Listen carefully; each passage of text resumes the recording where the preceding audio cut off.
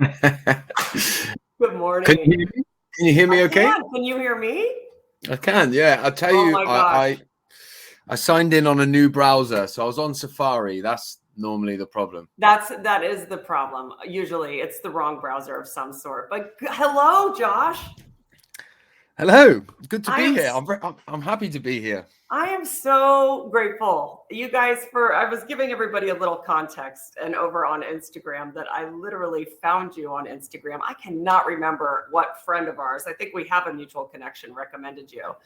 And I was so struck by your work. I literally, you guys, I cold called him basically. I just reached out and was like, hi, this is me. Be my friend. Hello. Would you like to, like whatever. And then is there ever a chance where you could share what you do with people? So Josh, I thought it would be fun if I'll share a little bit about myself. I'm like, I don't even know if you know what I do. And then why I'm so excited to have you here today. And so we can just dig into some of your work, and I can't wait to learn from you. Does that sound good?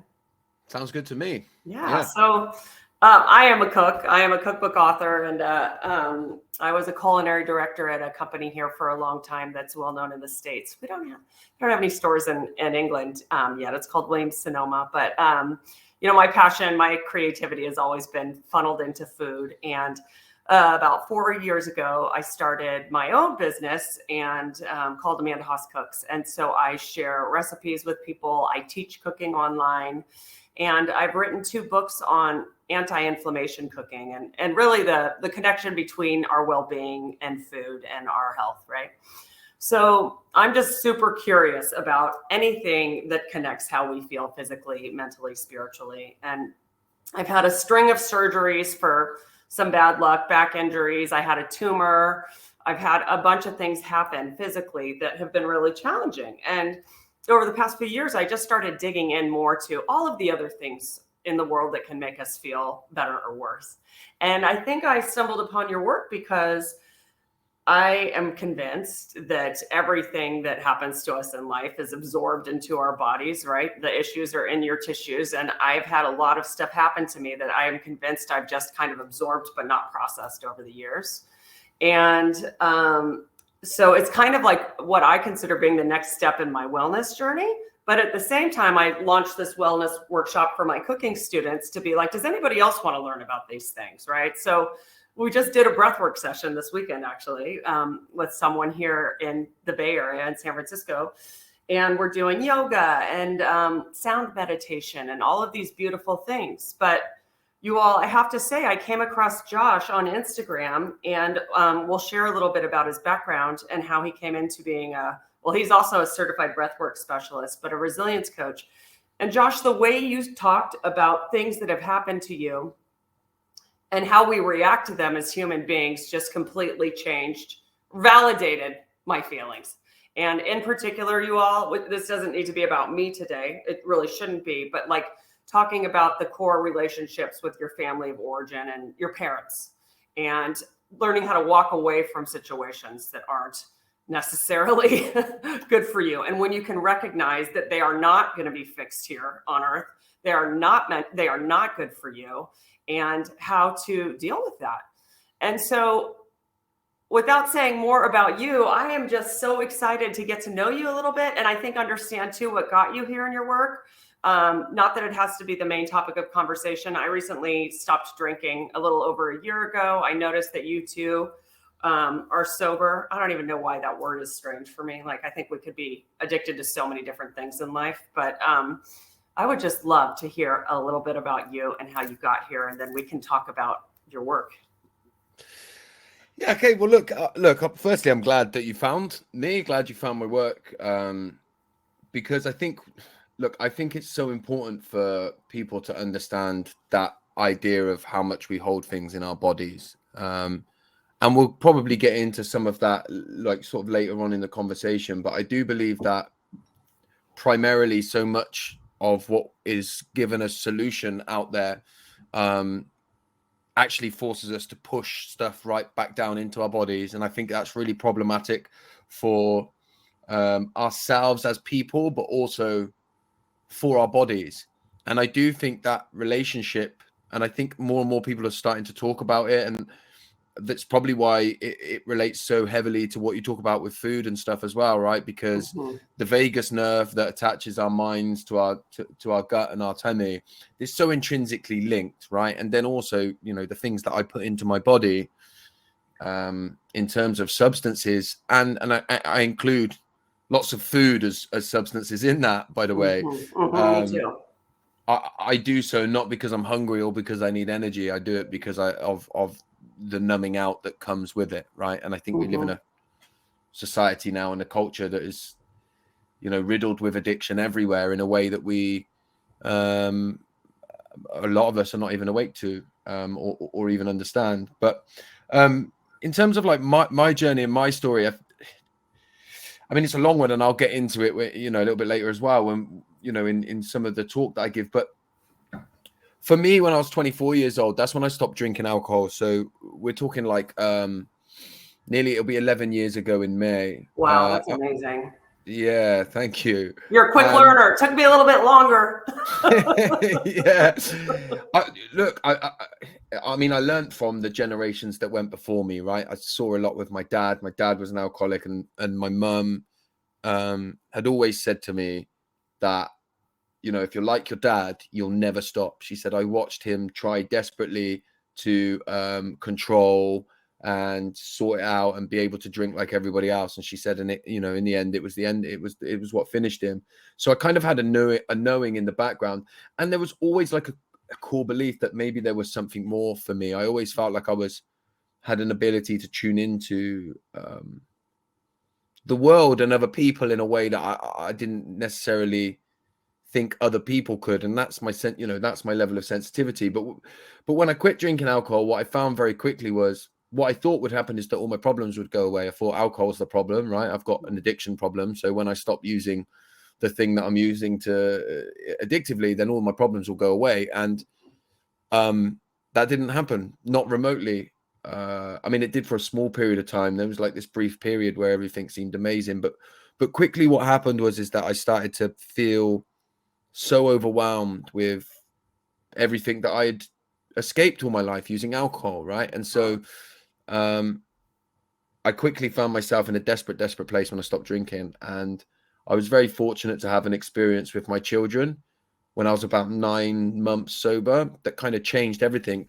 I sort of had planned to end it all, really. It got that bad. I didn't see any other way out. But this experience that I had with my children, it was that sort of changed everything and set me on a path where I realized that ultimately what was literally killing me was everything that I'd pushed down and that I was running away from and that I was avoiding. And so the journey that I've been on in the years that have followed that have been all about trying to understand that and trying to think, look, if we're in this situation that we find ourselves in as a society or as a body of people, particularly in Western culture, which is where everybody seems to be struggling collectively. Yeah. Right.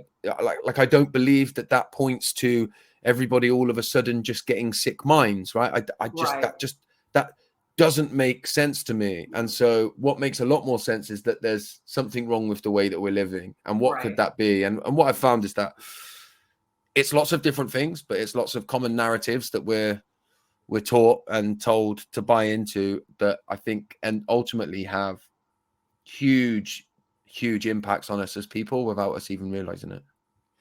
So this is so fascinating because I think about what age you were, and it's like you just became curious about this then. So you wanted answers, or you're kind of looking for the why in all of this. So where did that take you? You have this moment that you think, okay, let's study this. Is it then that you said, I'm going to look into this as work, or I just want to understand myself better? Because I think what I haven't mentioned too is this whole idea of really sensitive people and your work there. But so how did you find this path and start sharing it with people? Well, I mean, originally, no, it wasn't work. It wasn't something that it was even thinking about sharing with somebody.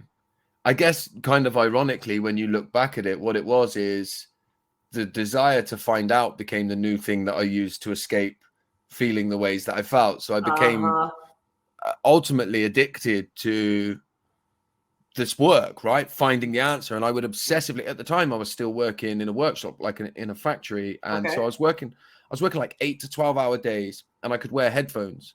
So Mm. literally for like 8 to 12 hours a day, I was obsessively listening to seminars and listening to talks and listening to books, and then going back and listening to them again. And every time a speaker that I was listening to would mention a book or somebody else, I would write it down, and then I would go and check that one out.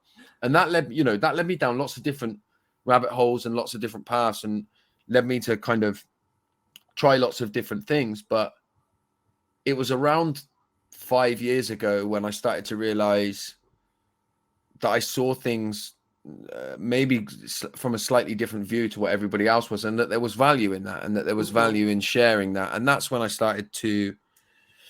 didn't have social media up until about 5 years ago. And then I decided to start sharing some of the things that I was learning, and realized that the truth or the frankness that I was doing it with was resonating with a lot of people. And that sort of snowballed to where it was about 4.5, 5 years ago that I left my job to do what I do full time now. Yeah.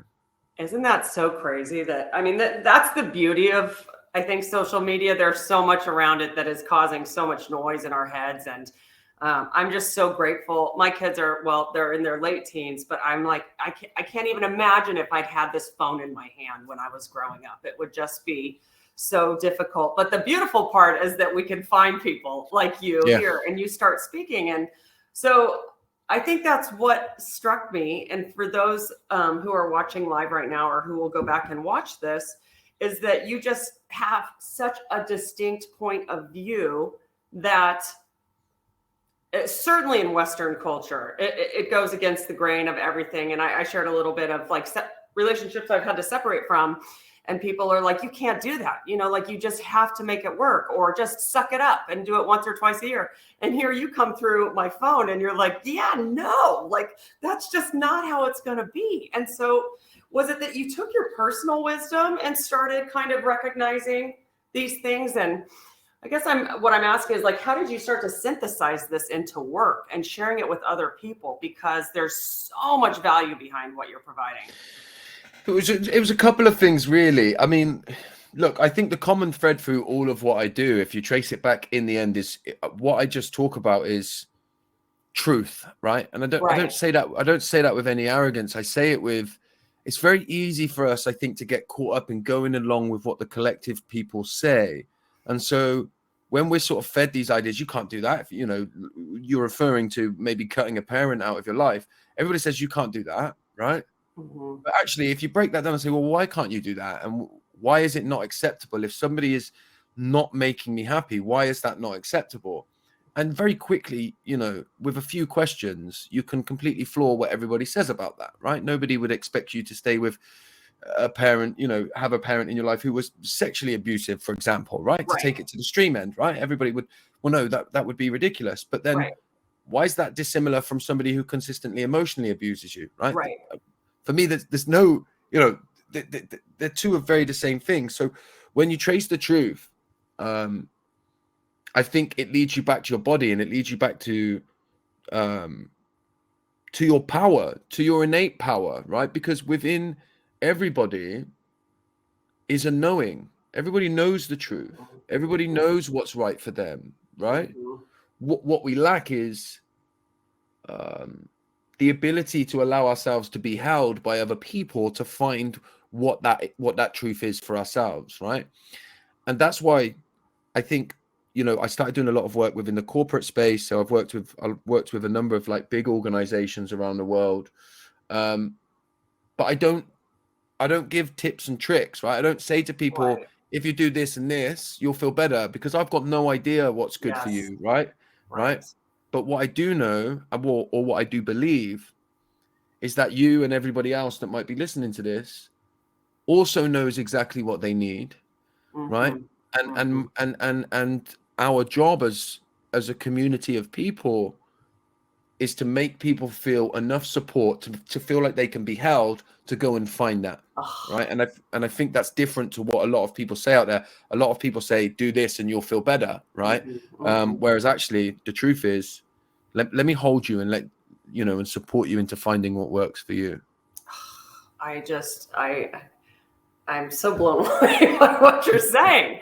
I mean, I have so many questions, and that's not what this really is about. I think that what I would love from you too, Josh, is that I know you can't just be like, here's what I'm about, and let's just go through a practice and that's everything. But in knowing that we have, you know, an hour, 90 minutes to share together today, is there something that you'd like to share with us in terms of, I know Deborah brought up humanizing emotions. Like, what's your best way to spend some time with people who don't know you and your work to get a taste of it? Well, look, why don't I one of the best ways I think is to sort of almost walk you through my experience, right? I can do that. Take a little while, I right? love it. And then maybe if I do that for half an hour, or Yeah. even maybe a little bit longer than that, then we'll be some space for questions then, either from I love yourself or this. from other That'd people be that are here. amazing. Let's Yeah. do it. Okay. Cool. So, like, look, the reason that I do this as well, and the reason that I do it by way of walking myself through the journey, is because in my quest to find the answers myself, right, in my quest to look for what the solution was, what I found is that the solution lies in a place beyond science and what we might be able to describe, right? I think we actually get lost up in the logical, rational part of our brains. We come up here as a way of avoiding being down here, right? Mm-hmm. And so if we look for the definitive answer all the time, if we look to be sure, if we look to know, then we kill our creativity, we kill our curiosity. We say we know what the solution is and here's the answer, right? But ultimately, I think the goal of where I search to be as a dad, as a husband, as a friend, and all of that is to be present, right? It's to be truly present with the people that I care about and the people that I love. If you look out in your life at the people that are around you that are most present, you'll find that it's children. And that's because children have a childlike wonder, an incredible curiosity, right? They are curious of the world and they want to explore and find out what's going on in the world, right? And so with that comes presence because they don't know. So think of the wonder that you can find in the world if you fully acknowledge that you know very little. Yeah. And if I think I start to know what the answer is, if I found the answer, and by the way, throughout my journey over the last 10 years, I've found the answer numerous amounts of times. And what happened is I set myself up for a massive fall because what I realized is that it wasn't the answer, right? Mm-hmm. It wasn't the answer. And actually the problem became the fact that I thought I'd found it. So I think like, you know, we all search for the answer or we all try to find what works. And ultimately in the end, what I've learned, or certainly where I'm at the moment, is that the real freedom comes in knowing that I know very, very little. I love this so much because it's true. I mean, it's like, we know so little. We know so little. Exactly. We know very little. And and the rebel in me as a child was always questioning everything all of the time. Yeah.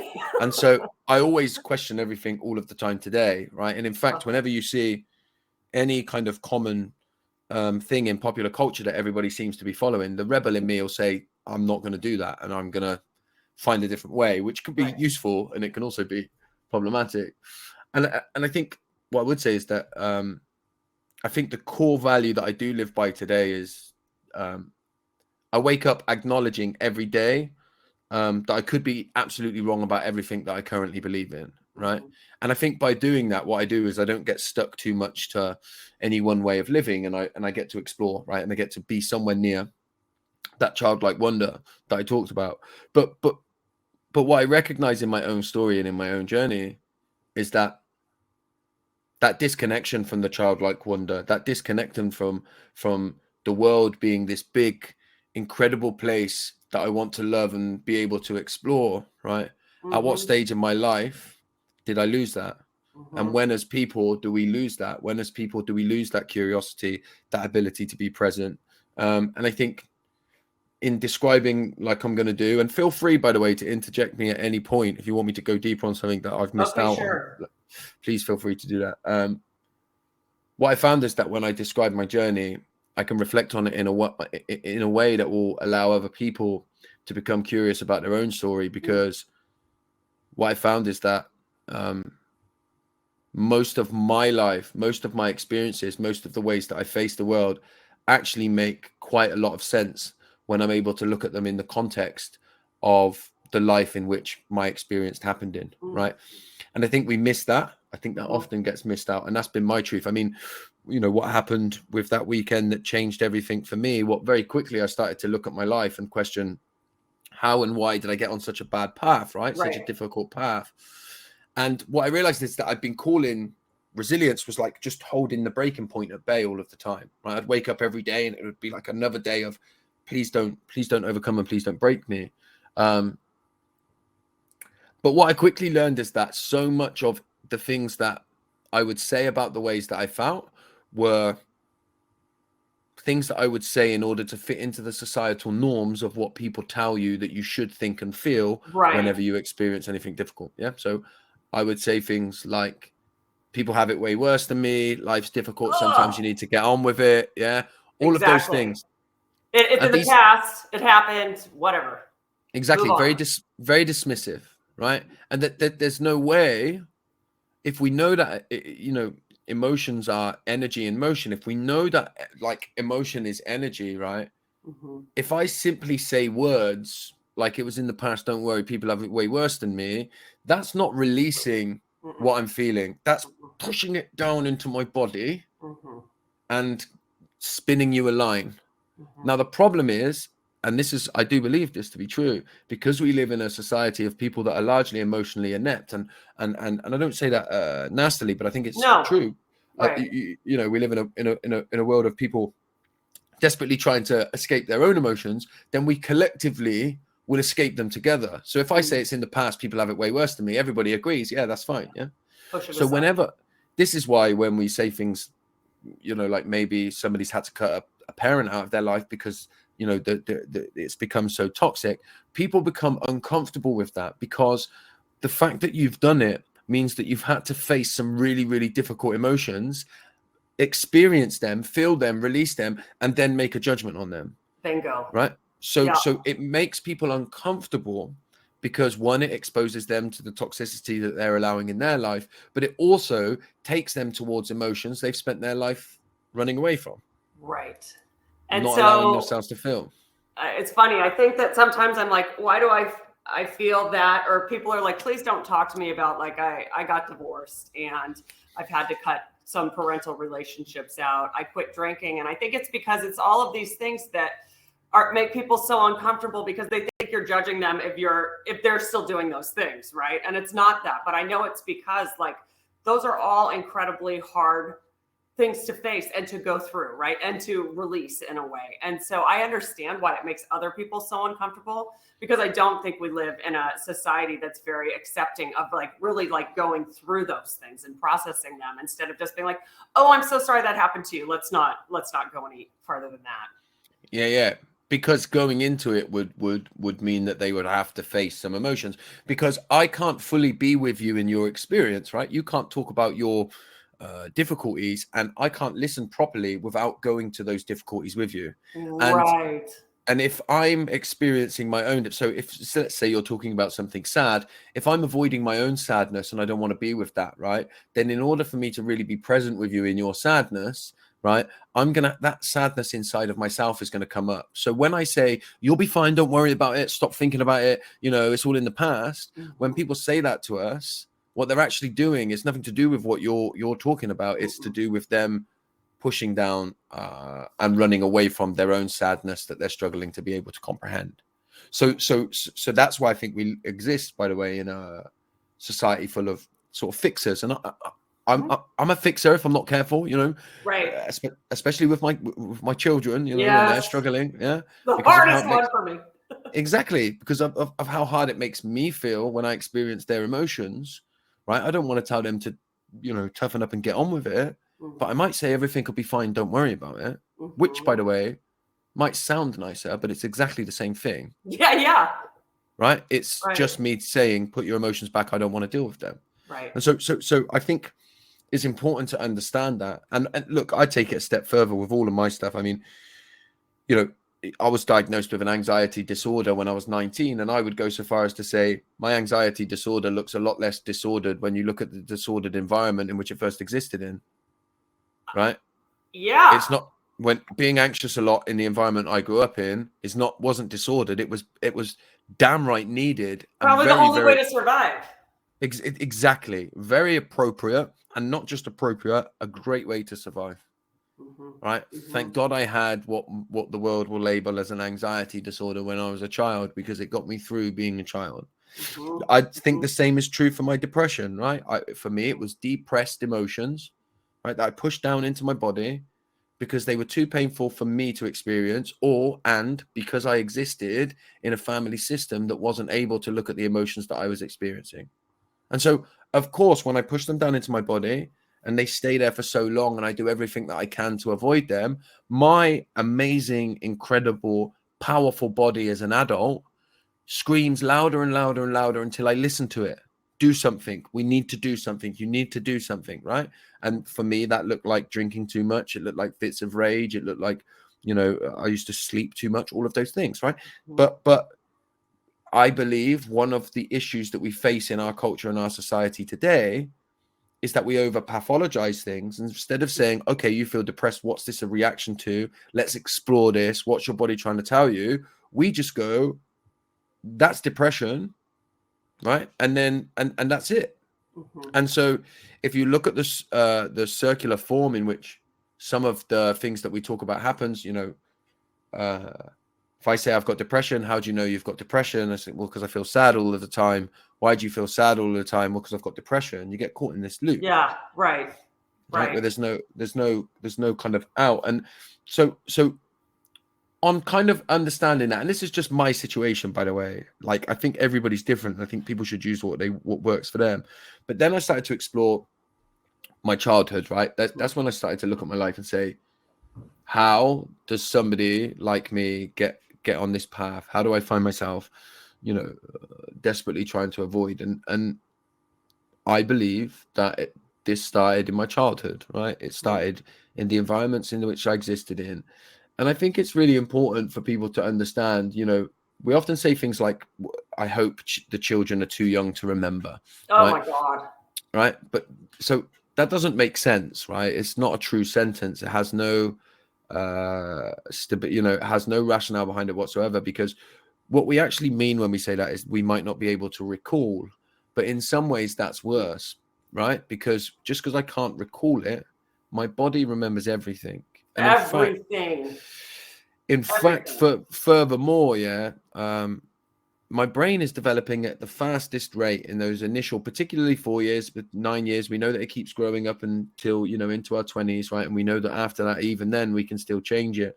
But that brain formation happens so strongly in those first few years that my brain is literally forming based on the environment in which I exist in when I'm a child. And so if I lived for my first 4 years of my life in a house that felt like a war zone, then my brain has developed to exist in a war zone.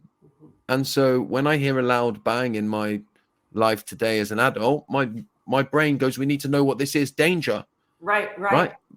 Great that it did when I was a kid, right? Causes me loads of problems now as an adult who's a dad and lives in a loving home where there's lots of bangs. Yeah.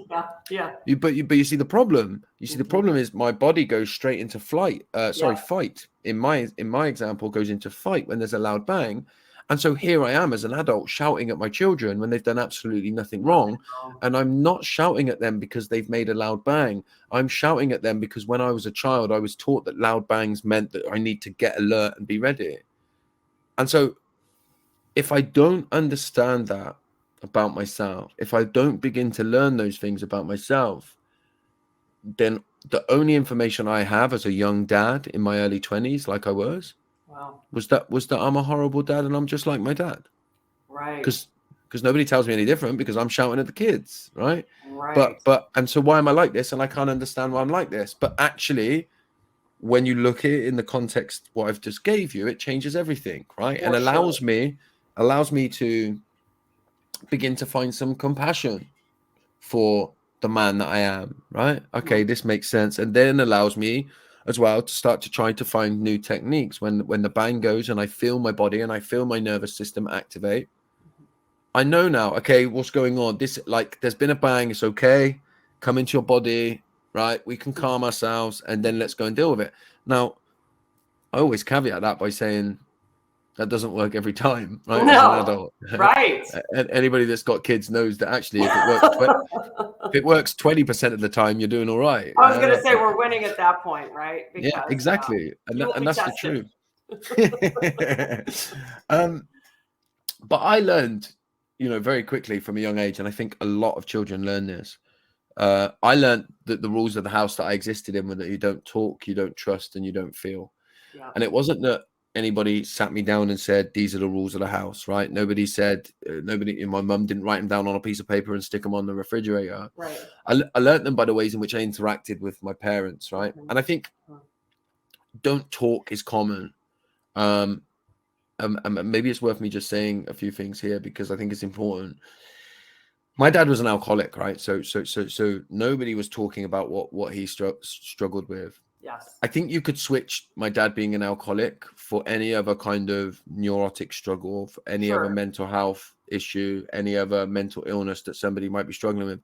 Nobody talks about it, right? And so the big difference is that if my dad had suffered with something that wasn't stigmatized, right, everyone would be talking about it. Right. So when I was a child and I was at school, the teachers would have been saying, that you must be really upset today. It makes perfect sense. Don't worry. We understand what your dad's going through. This must be really hard for you. I hope you know this isn't your fault. There's nothing you could do about it. You're not like I would have received all of that, right? But because my dad suffered with something that's stigmatized, right? There's nothing. Nobody's saying a word.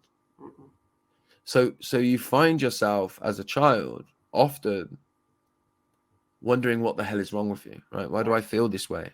Because you don't know any different. So you don't know that it's not normal, right? Right. You just think that it's normal, right? The reason I'm not interrupting you either is because I really do believe that someone's story is what is going to bring it full circle for us. Just know that I am relating to this on so many different levels because the story you are telling is very similar to my own. So I'm fascinated, but I'm like, keep going, please. Yeah, well, I'll just keep going. Like I say, this is just, it resonates so deeply with me. And so please, yes, thank you.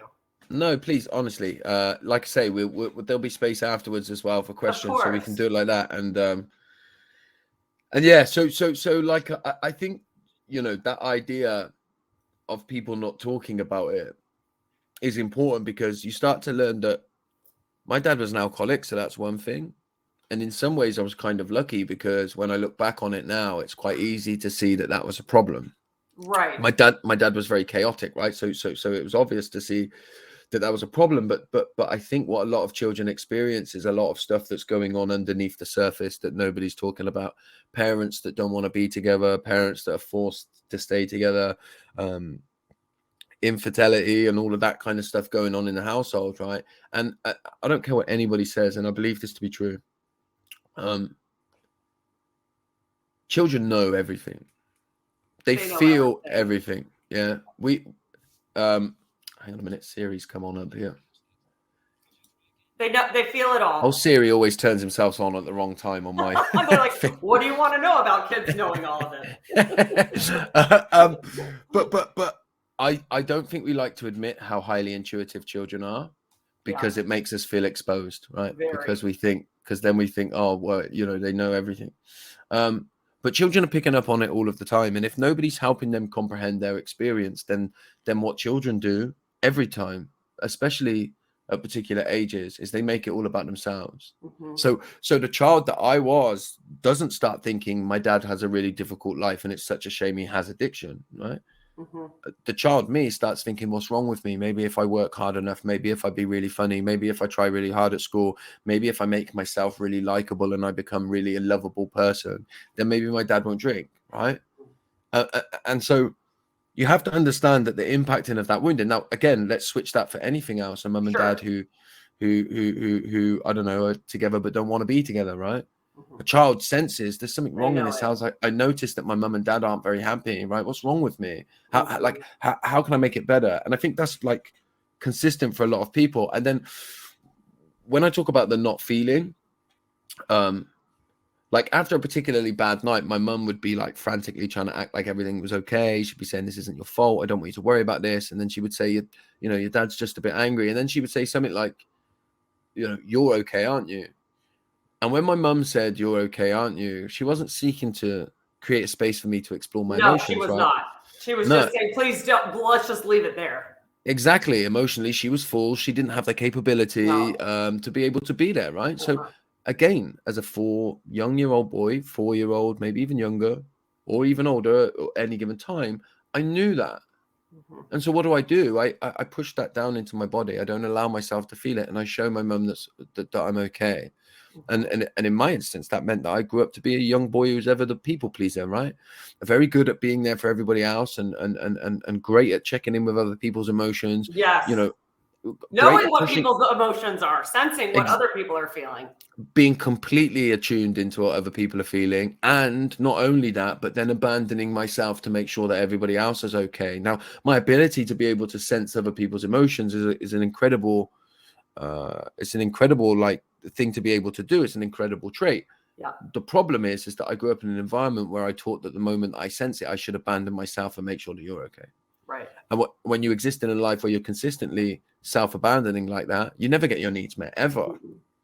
And there's a Hungarian Canadian physician, a chap called Dr. Gabor Mate. I don't know. Oh my God, I've been down the Gabor Mate rabbit hole for days now. Sorry, like talk about a rabbit hole. I've listened to all of it. Yeah. Same.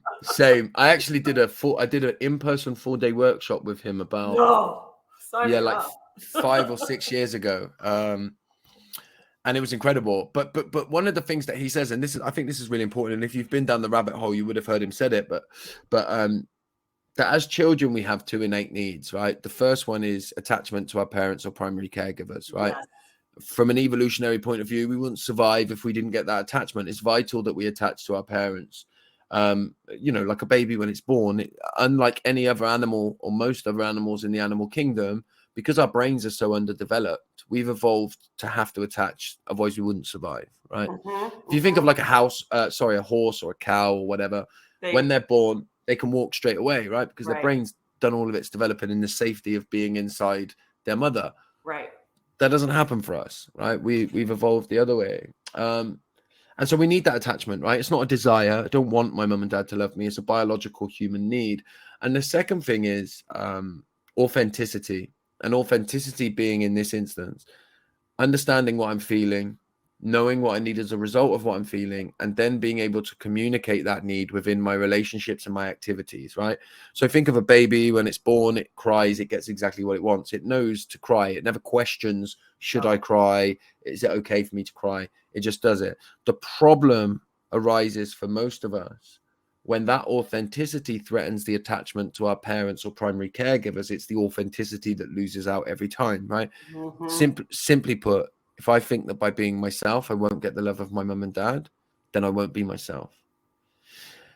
And that, when you start to understand that, I think you start to realize the impacts that a lack of community and a lack of emotionally available adults has on our lives when we're children, right?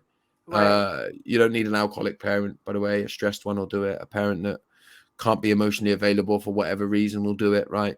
But a narcissist will do it. Will do it to an nth degree, and the narcissism is an abuse to a child is incredibly toxic. And the worst thing about it is, it's one of the most under talked about things there is. And secondly, there's no help whatsoever for the child, right? As far as I can see now, even if like my dad was an alcoholic, right? So if you take in today's world, particularly, people are a little bit more open to that, right? And people would have seen that my dad was an alcoholic, and in today's world, I would get more support. I mean, it would still be very, very secretive, but there would be more support. When it's narcissistic abuse, one, everybody thinks the narcissist parent's amazing, right? They normally do. Right. They volunteer at the school, you know what I mean, right? So the school ain't picking up on it. They think that, oh, this incredible volunteer is incredible. They're amazing to everybody else, right? So the chances of the child that grows up with a narcissistic parent getting any help and support is 0. And furthermore, they're probably going to exist in a world where all the other adults in their life tell them how amazing their parent is. Yep. Right. And so you can imagine the pain that these children grow up in. Right. I mean, it's chronic pain, chronic confusion. What's wrong with me? Right. Like, it can't, like, I feel like my mom or my dad is being really, really horrible to me. And like, but everybody in my life is telling me how amazing they are. Right. Right. So Yep. the issues and the self-discovery journey that these young children need to go on is incredible. And I think narcissistic people are way more common than we like to believe. And I think, again, look, another reason that that's something that's not talked anywhere near enough about is because when you look at it, you go, wow, I don't know what we do for those kids, you know, because what do you do? Right. And it's such a difficult situation. Sorry to take you off track with that, but I think that it's another one that is being talked about a lot. And I think actually you did say something recently about that I was like, oh my God, he's speaking directly to me again, because it's the whole idea of like, everybody thinks that person is so fantastic and that they'll lift you up when you do something great, but then they're the first to cut you down, right, in private. And so it's another component of these things, as you described, like how you or another child is developing around these dysfunctional systems, actually, right? That can play an important role in it. So not to take away from the story that you're telling about your dad and just being an alcoholic. No. But I mean, this is the thing. I it's good to go down on these tangents, and it's a really important point, because when you actually take the family system and you widen it out into the systems that we exist in within society and the structures that we exist in within our society, what you start to see is that we exist in a highly dysfunctional society where you have levels like you do in a dysfunctional family. You have, the person who is the power within the house is the one who gets to do what they want, and they can mess up and do anything they want. And rather than have the finger pointed at them, right, that children end up normally squabbling amongst one another, pointing at each other or pointing at the other parent or whatever. There's normally a scapegoat, right?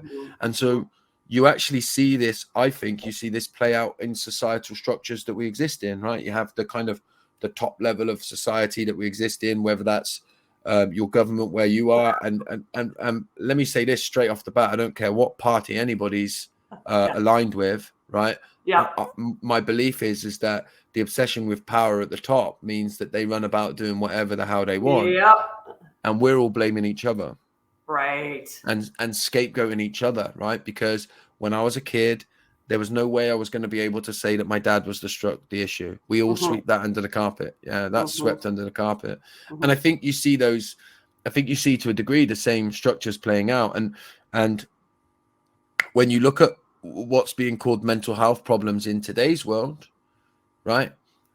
If you trace back most people's distress, most people, not all, there are very real and true mental illnesses, right? And I'm not devaluing any, but what I'm saying is that there's this massive pool and body of people who are living their adult life in distress due to a complete lack of support when they were children, right? Their family was given little or no support, right?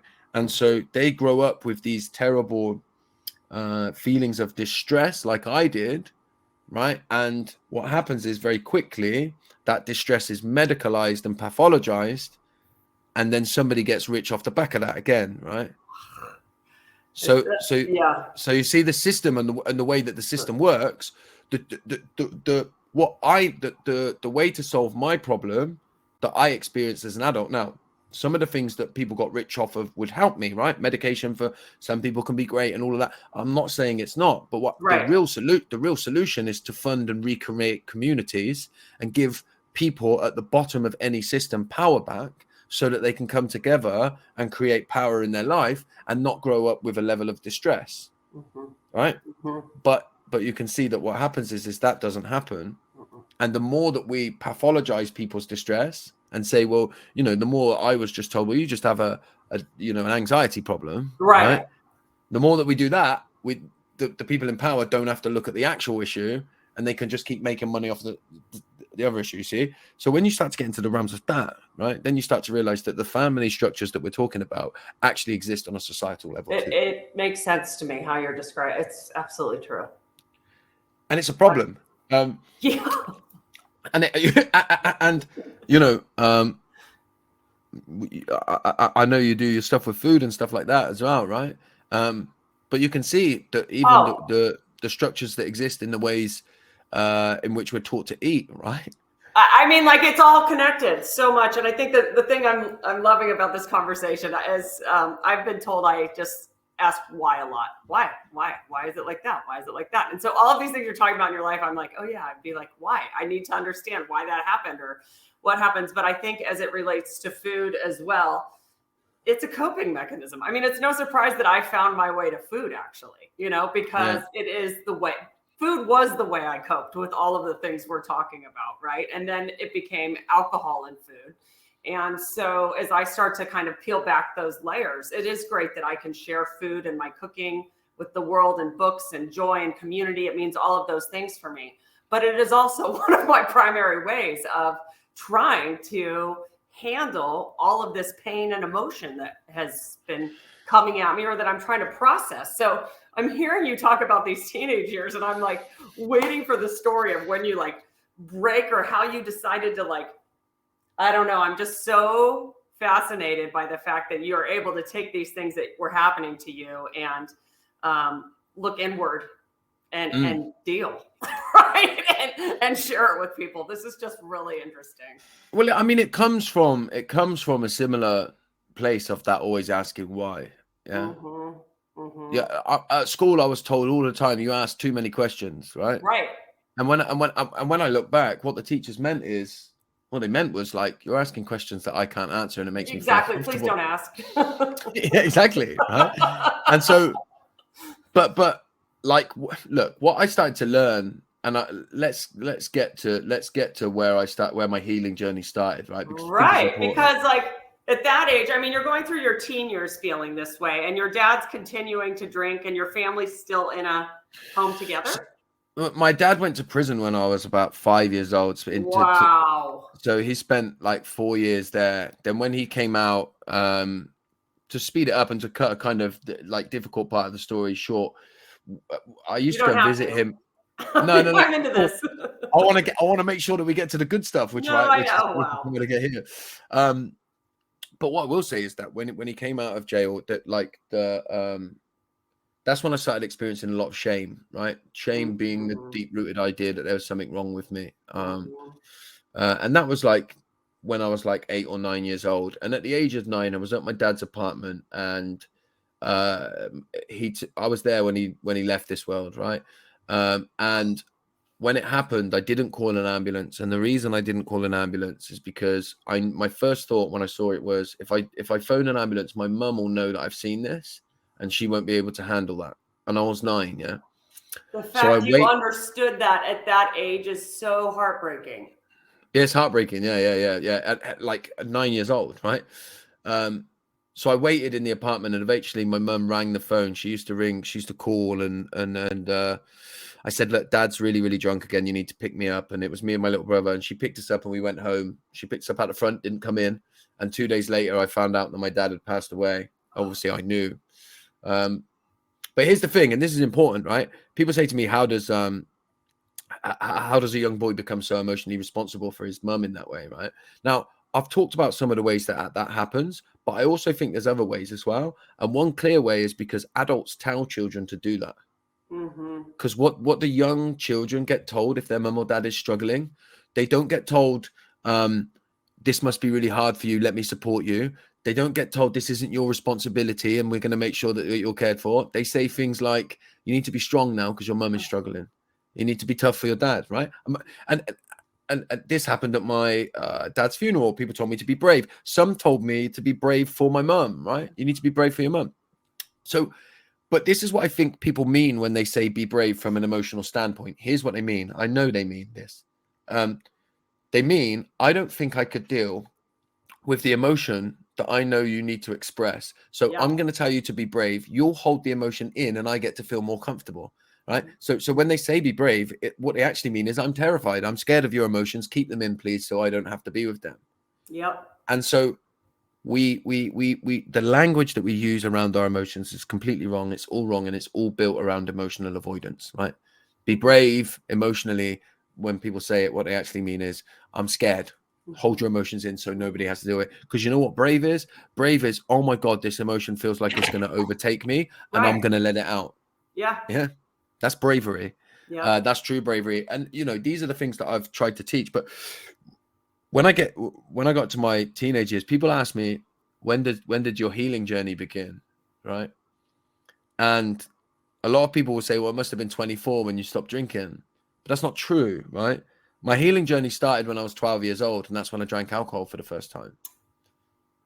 Because that was when I started to look for something to try and make sense and to try and help me get through. And guess what? And this is the thing. Guess what? It worked. It did. And it worked. Yeah. Like people say to me, what would you say? What would you say to the 12-year-old boy that just found alcohol? What would you say to them? And the truth is I would say, thank you for finding a way to keep me alive long enough to go to the next step. Oh my God. I mean, that in itself, it makes a lot of sense to me. Yeah. It's a solution. Alcohol was never my problem. Oh my God. Yeah. Okay. So like when I took alcohol away, by the way, when I was 24, the reason I nearly took my own life is because I didn't have another solution. You don't have any other coping mechanisms. Well, exactly. So I had to find others, and I had to start to look at those coping mechanisms. And this is why we should never do anybody's coping mechanisms down, right? I don't think we should ever do that because I don't know what you need in any given moment. And if you're doing something that got you through yesterday, then great. The problem is that with something like alcohol, what happened is that very quickly it started to be the very thing that started to take my life away again. And so that's when you need to address it. And like I've used, you've talked about using food. I think one of the good things about alcohol addiction is that you can go abstinent. Yeah, that's the thing. And I mean, so many people who've truly dealt with food addiction are like, what do you do when we all have to eat, right? Yeah. And but notice, and again, let's just quickly, while we're here, touch on the power structures that exist. Yeah. Because when you look at the obesity conversation that is out there, when people talk about obesity, nobody talks about addiction to particularly refined sugar. And the reason they don't, oh my God. the reason they don't do that, is because it fuels the economy, and it's everywhere and in everything. And these people spend billions of pounds every year making sure they get the exact amount right to keep you hooked in. Yes. So like when I overeat, when I eat too much, yeah, and I love food. I think food is, I think one of the things that we need to come back to is sitting around tables and breaking bread. Yeah, agreed. Right. And breaking bread and holding communion together. Right. I love it. And I also recognize that when I eat a whole tub of ice cream, it's not because I weren't aware of the calories or didn't know it was good for me. It's because I didn't want to be in my body in that moment. Exactly. And when I sit and eat like that, I don't have to be. Right. And so that's all alcohol was. Another form of that. I relate to that because when people say, "Oh, you're sober," sure, you can call me sober if you want, but like, I'll eat the tub of ice cream. Do you know what I mean? Like, no, Yeah. like I'm still handling the fact that what I'm learning about myself is eating a tub of ice cream is exactly the same reason I would have 3 margaritas, right? I'm doing it for the same reason, to tune out. And I don't carry judgment around how people want to numb out because I think it's a very human thing to do. The scarier thing is to deal with the emotions. Yeah, well, exactly. And by the way, numbing out, escapism, whatever we want to call it, you won't get through this life if you don't have a way of doing it. Right? That's what I believe. So you better find a way to do it, and you better find ways to do it that you have a level of control over, right? Because the things that I get addicted to in my life today, I get good addictions that nobody's going to pick you up on. Yeah. Because let's look at addiction. Let's look at addiction for a second, right? I mean, if you get addicted to exercise, right? Everybody just says you're a role model, right? Exactly. If I have washboard abs and that, nobody says, "Cool, you're trapped in addiction." They say, "Wow, the determination, dedication, amazing." Yeah. The only times I've ever had a washboard body is when I'm restricting my food and over exercising, right? So, but you get called that. Now, if you get addicted to work, right? You're just successful. That's Yeah. yes, So absolutely. nobody's judging that. Nope. And then if you get addicted to power, then you're probably a politician, right? So Yeah, you're probably like, oh, you're our so political. but you see that it's not that them things are all the same, right? But they're not hugely different, right? Great way of putting it. And my relationship with alcohol reached a stage where it was too toxic for me to be able to continue it, Right. right? And people say to me, "Do you miss it?" And I say, "I don't miss alcohol, but I miss the ability to drink a small amount of fluid and not have to be here anymore." Yeah. Amen. Yep. I get You it. bet you made your life. I missed that, yeah, because Sure. I'm doing 40 minutes of breathing just to get somewhere near what I used to feel. Yeah, and if I could do it, still do it with a glass of wine, I would. God Right? damn it. You know why I'm bummed? I'm like, really? 40 minutes of breathing is what it takes? We did breath work the other day. I'm like, oh, I thought you were going to tell me 5 minutes is enough. Well, exactly, right. But this is the thing, and like again, this is the journey that I went on through my teenage years. This is why I say that's when my healing journey started, because I remember thinking, and it wasn't just alcohol, but it was drugs too. I Yeah. remember thinking, if I can just find a way to only do this on the weekends, right, and get through the week, and I remember thinking that. So I wasn't thinking I'm going to blow my life to bits. No, I no. was thinking this works. My life is good when I've got alcohol in it. That's what I Yep. thought. Yep. I was speaking at a children's mental health conference once a couple of years ago, and there was another speaker there, and they said, "I want you to close your eyes and go back to your first childhood happy moment," right? And I went straight to being down the park drinking alcohol, Yeah. right? And Right. it wasn't that was a mistake. It was that was my first happy childhood Happy memory, memory. right? Because I found it. Yeah. It worked. Yeah. It did everything for me. Yeah. Yep. But slowly it began to cause me problems, and like I always struggled with fits of rage, and I now recognize that for me was like a reaction to my anxiety, to the feelings of overwhelm. And let me tell you this, I go into schools a lot, right? And this is important. I go into schools and I might speak to a group of like 14-year-olds, right? Maybe 200-300 of them. And when I say, has anybody in here experienced anxiety? Largely, I'm gonna, like, I'm generalizing, but it'll be largely girls that put their hand up. And I say, tell me what it feels like. And they'll say fizziness in the body, heart beating fast, all of the anxiety symptoms that we know. Yeah. Right. And I say, all right, cool. Then when I say, who in here's experienced fits of rage? Mostly generalizing, of course, it'd be boys' hands that go up, right? And here's two myths here, right? Just while we're here. A lot of people say that men don't do emotions or find it really hard to do emotions. And the second myth is that women get to do emotions. It's much more acceptable for women to do emotions. I think both are hugely wrong. The first one, that men don't do emotions, go to any sporting event on the weekend, a football game, right? Right. And you'll see men going through they'll do every single emotion. They'll go through them and they'll seem not to be able to control them. So they do them, but they lack spaces where it feels acceptable for them to do them. Yeah. When a man shouts at the referee's bad decision, right? He's not, that's not what he's shouting at, right? That's all his trapped emotion that he couldn't place anywhere else. Yeah. When he cries because his team got beat, he's not crying because his team got beat. He's crying because that's the only place for him to be acceptable to cry. He's crying because he feels like his wife don't love him, right? But there's nowhere for him to do it in communion with other people, because we've created a culture where the only acceptable place for a man. So that's true of men. But let me just go back to what I say about females, because I think this is important too, right? Now, I think a lot of boys go to anger. I think they go to anger because they learn very quickly when they get to high school that you're not allowed to cry. Right. Now, I wish you could, and I wish it was more acceptable, but it's not. Right. So boys have a tendency when they get overwhelmed emotionally, if they're highly sensitive like me, I'm a crier. I need to cry quite a lot in my life. When I was a child and I got to high school, I learned you can't cry, you'll get bullied. So when I felt like I was going to cry, I'd have an angry outburst, right? Yeah. It's safe to do that, because the worst thing that was going to happen is I'd get removed from the lesson, which is better than getting bullied by my peers, right? Right.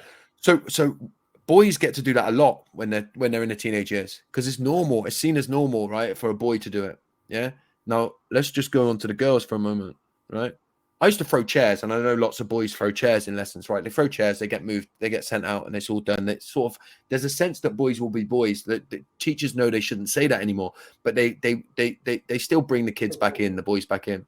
Yeah. Now here's what I believe about girls, and I've got 4 girls myself. I'm a parent of 4 girls. Yeah, I've got 4 girls. 4, yeah. My eldest is 17 this year. So yeah, but I say this is them, right? Uh-huh. I think a young girl in a school could throw a chair maybe 2 or 3 times before she found herself in front of a doctor with everybody saying she must be crazy. Right. So we pathologize girls way different to what we pathologize boys. Very Yeah, differently. very differently. And this is why I think you have a lot of angry young boys disguised as men in our society because they've learned to use anger. And girls, women in our society are taught to hold their emotions in, to never show them too big. Otherwise they're crazy, right? Or Otherwise, they're they're crazy. bossy and all of that stuff. So they keep them in. And I don't think it's any surprise, generally speaking, that we have a lot of women who make themselves the problem. Young girls, higher rates of self-harming, and then women go into life. And I'm generalizing massively here, Sure. but have a tendency to make themselves the problem. I'm the problem. So the men externalize and make the world the problem, and women have a tendency to internalize and make themselves the problem. I need to change me. Women more likely to say I need to change me. Men more likely to say I'm angry with the world and I'm gonna smash it up and cause problems. You see? So I even think what we experience when we're teenagers, particularly, has an impact on how we deal with that. Now, what I found is that by the time I was 18 years old when my first daughter was born, right? So I did what I thought society expects of me. Never wanted to create a broken home. Never wanted to create a broken home, right? But created a one by staying with my daughter's mom and having 4 children together. Okay. By the time I was 24, the broken home is a terrible term anyway, but if we're going to use it, sometimes splitting up creates 2 loving home and breaks the broken home. And staying together is not, breaking up is not what creates the broken home. Right. And I think we need to get clear about that. We need to get more honest about that. Thank you. You're speaking to me again. I feel like this is a personal self-help workshop, but that is a core belief of mine. I never wanted to get divorced, but I was like, this is also not what I want to show my kids, is that what a happy household looks like. So yes. And staying together, you rob that from your children. When like you stay I paid together. You under the table to say that. Yes. But it's true.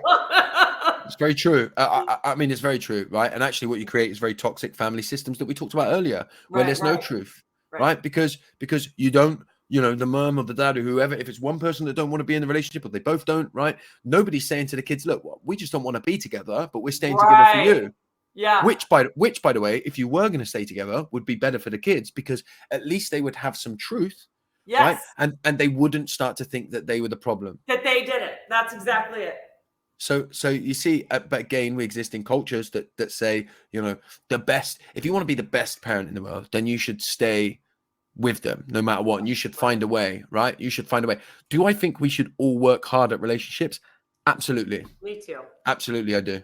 Do I think we should all have enough about us to be able to go, this is not good for anybody, and we have tried every avenue, and now we're going to do what's right, and we're going to do what's right for everybody, even though it might feel like the harder route now. I think we need way more of that, right? And I think we need way more of that. But what happened is that I got a job. I did what I thought society expects of me. I got a job, and I created exactly the same system that I grew up in. So you see, this is how things get passed down through the generations, right? Because I'm now an adult suffering from the same thing as my dad, which was untreated trauma. And by the time I was 24 years old, I was £17,000 in debt. I was on a fold-out bed at my mum's house. And I desperately didn't want to be here anymore. And it was on the 14th of May 2012 when I decided maybe it's alcohol, maybe I need to stop that. And that's where I guess truly my healing journey began. Well, actually, I mean, that's when I started having panic attacks. I couldn't deal with how I felt. And that's when I made what felt like a very honest and noble decision. It felt like a very selfless thing to not be here anymore. And I went to see my kids. And because I knew I was going to die, the past became irrelevant. And I was present. I remember cuddling my daughter and feeling it. And these are the hard things to say, right? At that stage of my life, I knew rationally as a parent what I should think and feel. I'd never felt any of it because I was so disassociated. And people say you should talk about how you feel. How do you say that? How do you say I don't know what love is and I don't know how to love my kids? I don't know, but I don't know if people are ready to hear that. But I found that presence. I felt it for the first time in that weekend. And that was because I knew I was going to die. So the past was gone and I wasn't worried about could the let future. go of it and I was there, just there. And it was that in that weekend that my life changed. And then, you know, fast forward 10 years now, and I've remarried and I've had 2 more children with my wife. Boys, So girls? I've got 4 girls and 2 boys. So I love this so much. I mean, I want to be at your house. I want to see what this is like. No, you don't. But look, my idea of resilience has changed. You know, I used to think you just have to keep crashing through life and going. And what I realized today is actually, if I can take my foot off the gas and come home to myself, and I can look at what I'm struggling with and look people in the eye and say, here's my struggle. And that has to be, you look, I think everybody looks for this. And there's a lot of like healing people out there in the space that I operate in, and gurus and stuff who want to tell you that if you do these certain things, you'll feel amazing and everything will be great. And if they achieve that, then I think power to them and it's great. And I, you know, and I hope more people get that, but that's not what I've got. I've got a life that's inclusive of my full range of emotions, where sometimes I don't feel very good, but I'm quite good at communicating that to my wife now, and not being alone in it and working through it. And when I have an angry outburst, I can come home to myself and say, where did that come from and what work do I need to do? And so it's not the absence of struggle. It's not that I live this amazing, perfect life now. Although I would say it's both of those things, right? It's not the Instagrammable version of that. I just had the ability to have a gut level self-honesty with myself and the people that matter to me, to know that if I want to build the resources in my life to move through life in a way that feels comfortable, then I need to know what I'm struggling with. And ultimately, that's all we're dealing with here. And that's all I ever hope to try and help people to see, is to know that struggle will come, struggle happens. And if you can be honest and real about that with people, you know, feeling held by people. I have men who are close to me in my life today, and I have a very tight circle of people who I go to with my stuff, and together we hold one another and we work through it. And life gets to be pretty amazing. Look, I went from all of that debt to me and my children travel all over the world now, you know, because of the work that I do. I'm very, very blessed in that sense. And I know who I am today. And I think when you know your truth, you have a chance. I've got so many questions, but I think one thing before I get into okay, all right, great. So how do you do this with other people? But where does the self-awareness come from? I guess I'm wondering along the way. Okay, so you're realizing that what you're saying about alcohol at 12 is so fascinating. So you're like already, I guess you were very attuned to what you were feeling and what you needed, actually. But then that happens to you at 24, you said, where you're like, I don't think I want to be here anymore. Was it you personally? Was there someone in your life helping you identify this? Or was it a thing? Because I'm convinced with myself, when I stopped drinking, the whole world's like, you know, that's not a problem for you. That's not like, why is this? Like, I knew, right? I knew it was getting in the way of me being my best self. But the other voice that I just knew I needed to listen to was that just by making this one change and walking through the pain without it, it was going to just open up my world in such a bigger way. And so I think when I see you and I hear you talking about these really difficult things and saying out loud what so many people won't say, my first thought is like, wow, this is so interesting that this is a man saying these things, right? Like, how did he become comfortable sharing this? Because I think what you're saying about how we treat women and men, it can be so different. Like, people aren't surprised to hear me say some of these things or draw these conclusions about my life. But I am like, what was it in you that allowed you to just deal with all of this? And then next level, be like, let's talk with other people about this. Like, do you think that's just who you were and how you were born? Yeah, I do. I think that we're all born with a different level of sensitivity, right? And I believe that I was born with a high level of sensitivity, which is both a gift and a curse in many different ways. I think, by the way, it's the big piece of the puzzle when you look at addiction. That nobody talks about level of sensitivity and that need and how that can arise, that need to escape.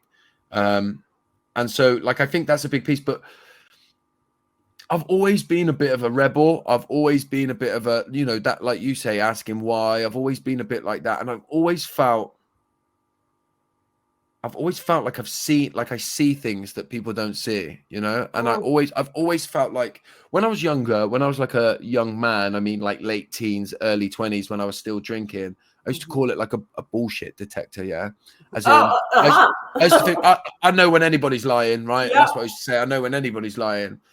But there's truth in that. And actually what it is sometimes, like, I'll be, you know, listening to everybody talking about a collective, here's the problem and here's how you deal with it. And I'll be like, nah, we're all lying. That's not true. That's not true. And so I feel this. I learned to listen to that part of myself. And I learned to just, you know, I think there was a part of me that said, I've got nothing to lose here. So I'm just going to go, you know, because I started again from nothing and rebuilt myself. And so I just thought, I'm going to just be honest. And I'm just going to say the truth to everybody as often as I can. And what I found is that, well, it's weird, isn't it? Right? People say, I get I get a lot of love and plaudits for being so honest. Yeah. So if I'm so honest, what's the norm? Right. Well, the norm must be that everybody's sort of not being very, yeah. So if you can congratulate someone for being very honest, and look, what sometimes people mean is being very open, right? But actually, what there is we all do this collective thing often when we're around other people, which is you play the game. Yeah. And I didn't want to play the game anymore, so I've just thought I'm just going to be. And look, you have to be willing to be wrong, and I'm wrong a lot, which is fun also because it means I get to learn. Well, but the other word that comes back to me from your friend, colleague, admirer, Dr. Mate, is the authenticity piece. And I think when I say I have a bullshit detector, like especially like in what you want to call like the wellness space, right? Like I feel like I have that thing, and when people are talking the talk, but there's not this like deep, real connection about what they're feeling, this alarm goes off in my body. But I think it comes back to being authentic. And so maybe that's why I was so attracted to the things that you've been saying on social media of all places, because they're coming from an authentic place in you. They're not what people are used to hearing. And I guess that must be the magic and kind of what you do in your work.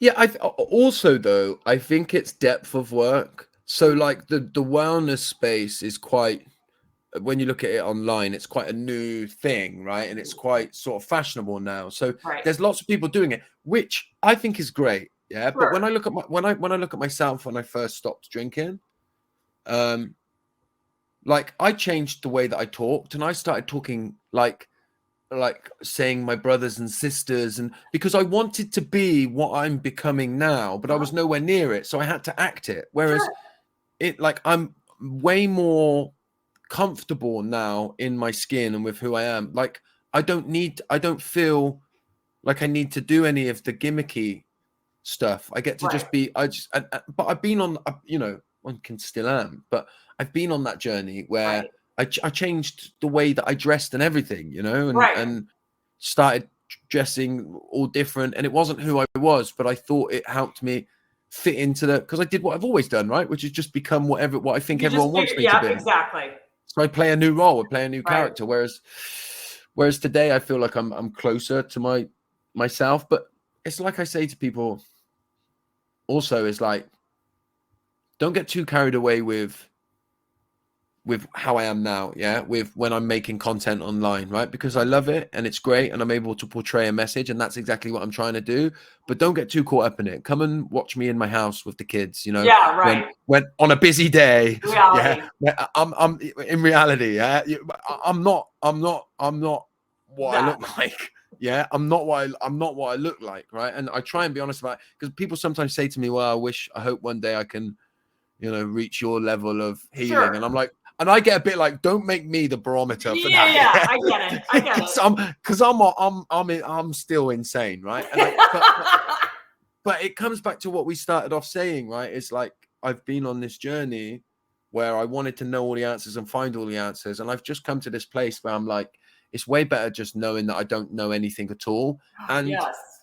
that's how I try and share online, which is why I always talk from personal experience normally, because I don't know the truth, but what I do know is here's how I experienced this, right? And that's all I can give people, really. This is such a treat to talk to you. But I think that then what I would love to do, and I'd love to open it up to questions, and I'll open the chat box if people have them. And if not, I can ask plenty myself. But I guess now my question is, how do you, through your work, help people kind of process these emotions? Like I've noticed you have workshops online, but how do you work with people? So I do a lot of group work online. I think group work is really, really important. And I would really stress as well that I really see healing work as being way more simple than it gets made out to be. Like creating groups together, like you're doing, right, that are based around self-exploration and exploring other things in communion. That is it for me. Like that really is it for me. You can do all the other stuff, and I do some of the other stuff. But the real importance, I think, is to be seen and witnessed in groups. So that's what I try and do with the group work that I do online. Right. And then be trying to make sure that we're doing some of the body work. So breath work, because all that stuff that gets trapped in my body, I can't rationalize my way out of that. So I need to find a way to bring it up and let it out. And the breath work does that for me. And that's why I think the breath work for emotional release that I deliver has grown so substantially over the last sort of 18 months, is because I think people are realizing that, so like the important things to answer the question is communion. And all I do when I take people through I've got a 6-week program called Inner You. When I take people through that, it's really, there's weekly tasks that are quite simple, but they're just for you to explore your childhood, explore the important relationships in your life, and explore how and why you show up to the world in the way that you do today.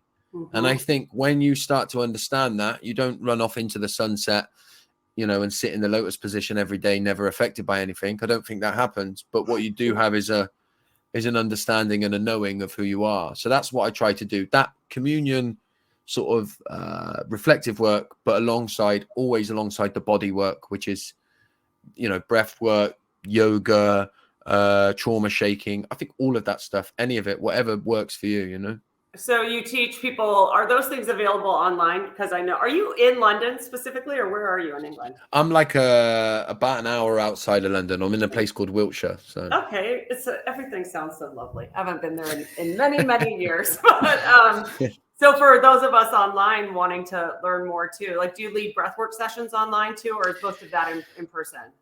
Yeah, so I do both. Do in person. I run an event for men once a month in London. But then I have like an online community space as well. And I try and all my sort of person to person work, so away from the corporate stuff that I do, I try and make it as accessible as I can, So that's amazing. Yeah, I do every few months I do a free breathwork session. So I think I had just shy of 2,000 on a sign up for the last free breathwork session. So yeah, people are really kind of waking up to it, which is good. Okay, I'm going to put is there a website, or is this all through an app or through just the best place to go is joshconnolly.co.uk. That's my website. That's where all the links are. Josh. So yeah. I'm putting this in, and then well, our brains aren't meant to multitask. CONNOLLY. That's it. Yeah. .co.uk. .co.uk. Yeah. .co.uk. That's it. So here's my next question, and then anyone who is not feeling shy, and it's okay, because like I said, most people will go back and just watch this recording. In terms of, let me think about how I want to ask this. Was there a time in your life where you kind of put all of these things together and thought, this is what I needed to really start to feel like I'm healing? And I guess what I'm asking is, like, there's breath work, there's all of this trauma shaking. Was there a moment where you're like, this is actually the unlock I was looking for? Because I think that sometimes here's how I feel about my own body. I'll use myself as a personal example. I feel like I've had all these other things, diagnosed with fibromyalgia, tumors, all this crap, right? Chronic back problems on top of my surgeries. But I feel like through this exploration work, especially through breath work, it's like someone took a little stone and kind of like pressed at my heart, and it's just starting to blah. You know what I mean? Like it's starting to open up. And so I'm wondering if, like, as you started to pursue these other things, was there a moment where you were like, oh, this is what is really helping me process this stuff? I had moments like that when I first discovered breathwork, but it wasn't too dissimilar a moment when I first used alcohol and drugs, right? And so my point is that when I look over the 10 years, I find stuff all of the time where I'm like, this is it. I mean, like, if I'll just do this now and I'll make sure that I do it, and like it's gonna work. And right. You know, when I first find these modalities and new things, they do for a while, and you're like, this is amazing, I've got it. But then, you know, like with everything, they start to wane a little bit, and then you have to start looking for something else. But that's that childlike, you know, wonder and curiosity that I talked about earlier. So, but certainly in the 10 years that I've been doing this stuff actively, you know, really looking at myself, the breath, nothing has had an impact like the breath work. That's interesting. I had never tried it until the last year. And even after like the first session, I couldn't believe like the energy that I could feel flowing through my body was unreal. And it kind of just led me back to that thing. Like when we're like, we are just nothing but energy. We're all of this, you know, whether we feel solid or not. It connected the dots for me. I was like, whoa, this is so, like you were saying, this is so simple. Like we're trying all these other things and hours of therapy and medications and this and that. But I was like, really? This is all it takes? We got to breathe. What? Yeah. It's the basic stuff. In the end, it's always the basic stuff. But we still, even now, I know breath work works, but when I'm feeling really awful, I still don't go straight to the breath work. Sure. I'm like, I don't know, maybe I should go and climb a mountain and really find myself. And it's like, that would be great and probably would have an impact. But why don't you try doing the breath work first and see if that works? 'Cause like it did last time. Right. But yeah, we're funny, aren't we? Yeah, we are funny. I love what people are saying. My friend Karen is saying, Josh is so spot on. Trace the truth with childlike wonder. I love that. Yeah, love that. Yeah. Jenny's saying, how do you help someone with addiction? My grandson has lived a life that has been very difficult. My heart breaks seeing him struggle and running to drugs to escape. Look, I'm going to give you an honest answer here. And I think it's the hardest thing about addiction is that unless for some reason that person actively finds a way to engage in some kind of healing and recovery themselves, it becomes very, very difficult. And that's the hardest thing about addiction. And if there was an answer, then addiction wouldn't exist, right? Because we'd go and make sure that we saved them all. So it's a really, really difficult situation. What I would say is that as a grandparent of a person trapped in addiction, you deserve some support yourself for that, right? Ooh. And, you know, that can be spaces like this, or that can be getting to, you know, there's help groups and stuff like that, and never rule them out, because it's horrible to witness somebody that you love go through that stuff.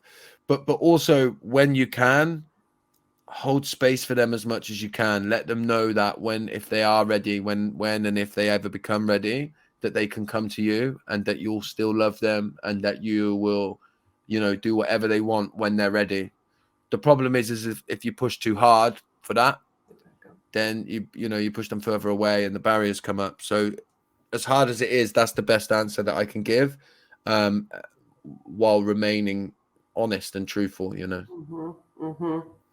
It's a really good answer. I think the other thing as a parent now too, I have my kids are 19 and 17, and you watch them figure out how to cope with some of the things that have happened in life. And they always say to me, neither one of them has turned towards drugs or alcohol, but there are all these other coping mechanisms we've built over time, you know, whether it's escaping on screens or literally just like, don't talk to me. I can't process this. I'm just going to go away to my room for a while or something. It's so hard to be that person when you love somebody so much, and you know, of course, don't want them to make the same mistakes you've made yourself, but you just don't want them to feel that same kind of pain or repeat Mm. old habits, while also holding that like the only way we get better is to go through the pain, right? Yeah. It's like the only reason I feel better now than I did a year ago or 2 years ago or 10 years ago is that I've been willing to sit in it Yeah. and to handle it, right? And to cry and scream and do whatever else you need to do.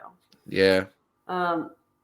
Here's a question. If anybody has anything else, I'll let them ask it. If not, I'll let you go. But one thing that's on my mind is how did you and your mom ever have conversations around this? Or like, how did you handle her role in all of this? So I think this is common when you experience what I did. My mum's an incredible woman, right? But who I'm very close with still today. Cool. But she doesn't do anything emotional, right? Mhm. So I had to adjust how I showed up to that relationship. Mhm. And we've had conversations, but what I have to accept is that she has her way of dealing with life, and she's just another human being, right? And so we've been able to have a relationship in a way that she's able to show up to and I'm able to show up to, right? Right. Which I'm grateful for. And you know, like with the work that I do with people that have had to cut parents who are just completely opposite end of the scale, I know how fortunate I am to able to have any relationship, you know. So I Right. feel lucky. I'm blessed in that way, but always hold space for how bad it can get for people. But and let me just say this: what I did for a long time has just made it was all about my dad. I lost my Right. dad, and I never looked at anything else. And Uh-huh. in the end, what I was doing is using my dad as the way to avoid looking at anything else, right? And I did Yes. have to explore the relationship with my mum in the end. You know, I did Right. have to break that that narrative I had that she was just completely perfect. And I Yes. say this to anybody, right? If you worship your parent as a hero, but can't list at least 5 to 10 reasons why they're so amazing, then it's time to look at that relationship. And I think because you know what I hear a lot of people say, my mum and dad were absolutely brilliant. They were perfect, complete, Amazing. amazing, and ideal, the most amazing parents ever. And I say, all right, cool. Why was that? And they go, oh, they just loved me. And I go, all right, what did that look like? And then they can't say anything, right? And then you go, okay, well, maybe you need to look at that. And listen, what I believe is that not all parents end up being incredibly toxic and need cutting out. But I Sure. do believe that all the parents, including me as a parent, have failings that have an impact on their child. And For you can sure. look at them without it being a slant on your parents. You know, you can Yeah. look at them and Right. go, and that's true of my mum. You know, my mum did some things that had a real negative, lasting impact on me when I was a child.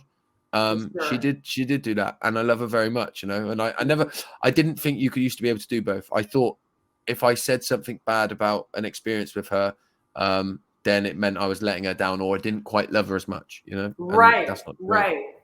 Oh, Yeah, it makes me feel good that you've been able to kind of walk through that. I mean, like you said, it's not the case with every relationship, but I imagine like at a certain point you're like she was contributing to a lot of that, right? Or the idea that yeah, like you were supposed to just handle it all is just so unbelievable, right? yeah, exactly. Yeah. Um, Crazy. I see another question. Somebody's asking, what are your thoughts on gaslighting and dealing with others who may be doing this and don't believe that they are?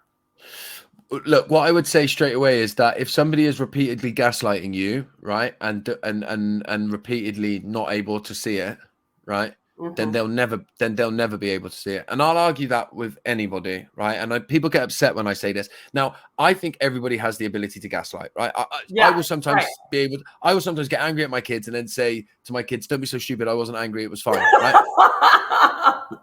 But ultimately, that's gaslighting, right? Yeah, That's it is. me Right. saying, that's me You're making out there, crazy. That's not what you're crazy, happened. it's not me. Yeah, yeah. Yeah. So we all have the ability to do that, right? But in the cold light of day, I can see that, and I can talk Yeah. about it, and I can see, and I can revisit my kids, and I can say, I'm sorry, like that was Mm-hmm. so bad yesterday. If you're dealing with somebody, and you know in your gut, you know in your core, and you'll know this, whoever you are, you'll know this if you're experiencing it. If you know they never see it, the only advice I can say is to get them out of your life, or at as further a distance as possible, dependent upon the relationship that you have with them. Mm-hmm. who, like, that is the only way you will reach sanity. Now, I know that is really hard for some people, and I know it's really complex when it's family. Mm-hmm. I know that, and this is why I'm not saying to anybody you should do this. Mm-hmm. But just know, if you're dealing with a narcissist, which you probably are if they're gaslighting and don't know they're doing it all of the time, they will, if they're a true narc, they will never change. So you have to first accept that and then make your decisions based on that. If you're still chasing the idea that you might be able to even get them to see it from your point of view, even a tiny bit, if you're still doing that, it's wasting your time, because they'll never do it. It's just so helpful to hear you say that. Let's see what Fenna said. It bothers me to no end when people say children are resilient when they go through tragedy or harsh conditions. It seems like an excuse not to help children deal with their emotions. I grew up feeling like I had a defective resilience gene. What a great, powerful statement. Yeah, I always say it. Children are not naturally resilient, not at all, not remotely. Children are natural born survivors. So they'll do whatever they need to do to survive, but that's not resilient. You know, I developed anxiety, right? Whenever there was a bang, right? That's not that was like defective based on my experience, right? Yeah. Unless we get in and help children comprehend their experience in its entirety, then they will find a way to survive. And I guarantee it will be self-deprivating when they do that. So 100% with Fenna on that one, that it really bothers me. It's a cop-out. It's a cop-out. We say it as parents as a cop-out when we don't want to look at how we've let our own children down. And then let's go back there again. The power structures say it as well. Because if it's your job to fund children properly, it would be great if everybody believed that they were naturally resilient, because then you wouldn't have to fund them properly, would you? So that's why narratives like that get pushed. Josh, this is just so amazing to have your time here today and your voice and your story. I'm wondering too, do you work with people one-on-one? Not as much anymore, just because I don't have the time. I used to. Yeah. Oh, that's a good problem. It's a good problem, yeah. Yeah. Just know that I'll be sharing your information and where to find you with, our whole community, which is a really big community of thousands of people who are so interested in your work. And I'm just so grateful to have connected with you. Yeah, likewise. And I've enjoyed this. It's been great to come in and chat and share with everybody. I've enjoyed it.